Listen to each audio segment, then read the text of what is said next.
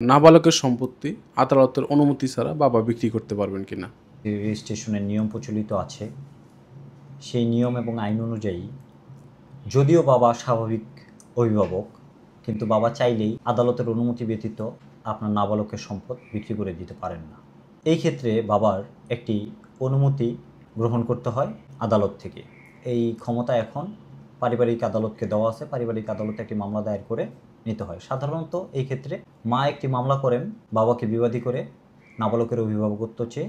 তখন আদালত একটি শুনানি অন্তে একটি রায় দেন বা আদেশ দেন এই ধরনের। পিতা জীবিত থাকতে নাবালকের অভিভাবক মা হতে পারেন না, বাবাই তার বৈধ অভিভাবক।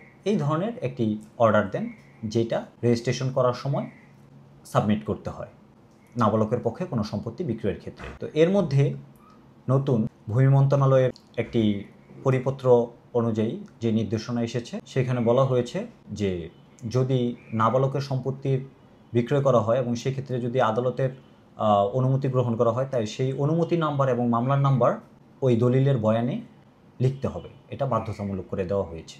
অনুমতি ছাড়া বাবা বা মা যেই হোক বা অন্য কেউ হোক, কেউই নাবালকের সম্পত্তি আদালতের অনুমতি ব্যতীত অনুমতি না নিয়ে বিক্রয় করতে পারবেন না বা কোনো প্রকার হস্তান্তর করতে পারবেন না।